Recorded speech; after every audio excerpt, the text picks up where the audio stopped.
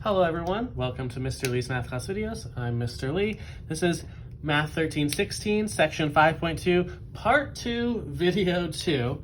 We had already defined the sides of the triangle, so here's a reminder. If you're given a trig function in a quadrant, you draw the triangle as if it's in that quadrant, and you label the sides appropriately. Since sine of theta is positive, you know both sides are positive.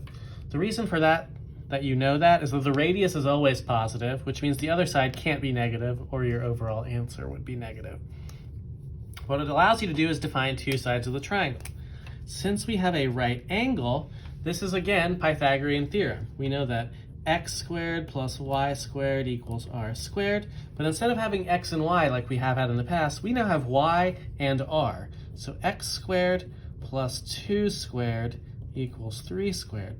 So x squared plus 4 equals 9.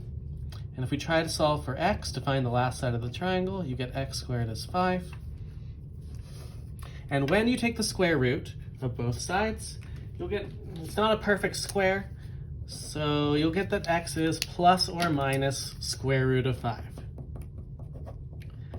Now we have to try to figure out which one of these it is. While the radius always is positive, that's not guaranteed for x and y. So we can do this very logically. Is this triangle, x is positive when it's going to the right and x is negative when it's going to the left. So since this triangle is going to the left, this is actually negative square root of 5, because this coordinate point up here would be the point negative square root of 5 comma 2 in order for the radius to be 3. But once you have the three sides of the triangle, it's about remembering what your trig functions are.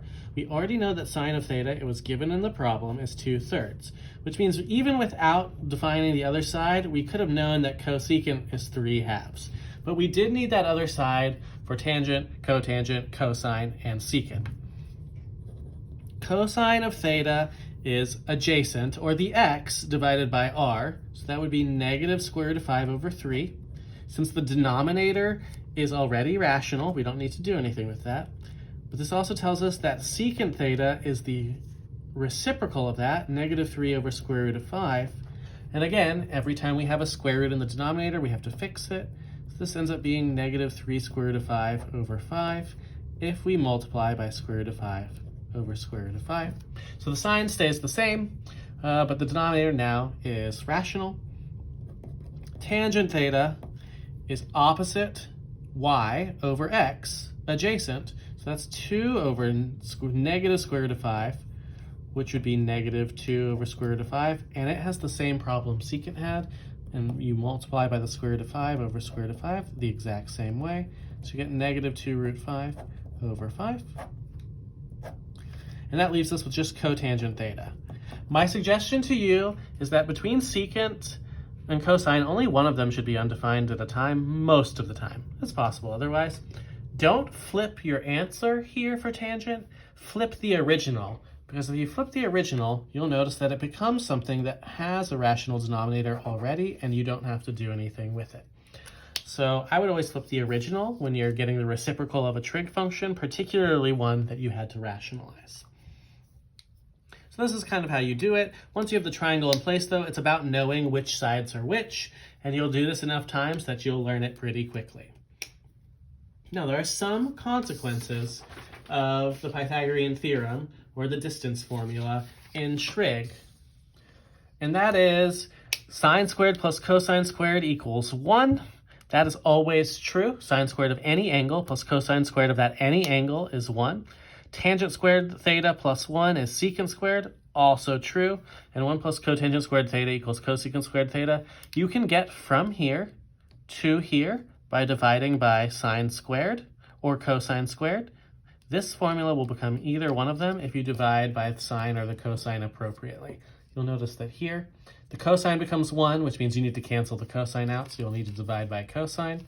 Here, the sine becomes 1, so you'll have to divide by sine. This leads us to some interesting quotient identities.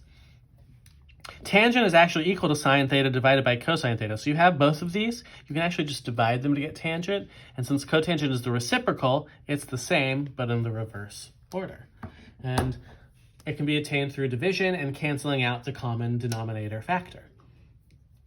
So let's look at a few questions to wrap up 5.2. Find sine of theta and tangent theta given that cosine theta is negative root 3 over 4 and sine is positive. So we're looking for a place where cosine is negative and sine is positive. So where is cosine theta negative and sine positive? That's actually in quadrant 2. So we'll draw our triangle as if it was coming out in quadrant 2. Cosine is x over r, so you put the numerator for x, the denominator for r. We'll use the Pythagorean theorem to find the other side. Negative root 3 squared plus y squared equals 4 squared. This gives us 3 plus y squared is 16. And then you subtract y squared equals the square, or is 13. And then when you take the square root of both sides, you'll get that y is plus or minus square root of 13. Now, because it tells us that sine is positive, that means the y value has to be positive, so this is actually positive square root of 13. But from there, we can find sine and tangent very easily. Whether we use our angles or we want to divide, either one will work. We know sine theta is root 13 over 4. We know by looking at it that tangent theta is equal to y over x, which is root 13 over negative root 3. And we would have to rationalize that, so I'm going to move the negative to the front. We multiply by root 3 over root 3.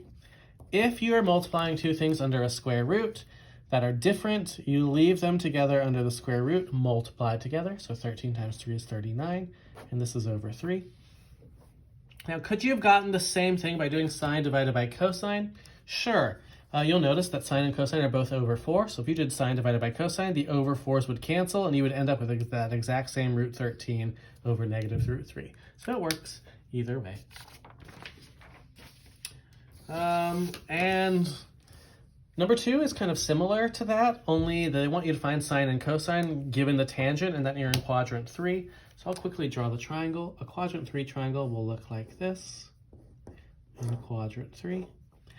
One thing to note is that x and y are both negative, so even though tangent is positive in quadrant 3, and it's y over x, these are actually in both negative when they're doing it. So I'll leave the rest for you to solve so you can find sine and cosine respectively, which involves the Pythagorean theorem. Then we can talk about another way that they ask the exact same question. It says find all 6 trig functions given tangent, and instead of telling you what quadrant tangent's in, they'll tell you in a different way. By telling you that theta is between 90 degrees and 180 degrees, this is effectively them telling you we're in quadrant 2 because you've gone more than a quarter of the circle, but not quite halfway. So you're more than the 90 degree cutoff, but you're not quite to 180 degrees, which is your horizontal. So you're somewhere in here in quadrant 2. Otherwise, your strategy is the same. We draw a triangle in quadrant 2, and it always, like I said, goes to the horizontal. We'll have theta in here. Tangent is negative 24 over 7. Y is positive in the second quadrant, but x is negative. So when you're assigning the negative has to go with the denominator. You can use the Pythagorean theorem, 24 squared plus negative 7 squared equals r squared. To clean everything up, 576 plus 49, so that's 625, which actually leads to r being positive 25. But from there, it's just about using the triangle to do your trig functions. You already know tangent, which means cotangent theta will also be very easy just by getting the reciprocal, negative 7 over 24. But for the other 4, you'll use the triangle. Sine theta is y over r, 24 over 25. Whereas cosecant theta, which is our reciprocal, is 25 over 24. Cosine theta is negative 7 over 25, which leaves secant theta, the reciprocal to cosine, being negative 25 over 7. And with that, that's really all of 5.2, and that is all for this video.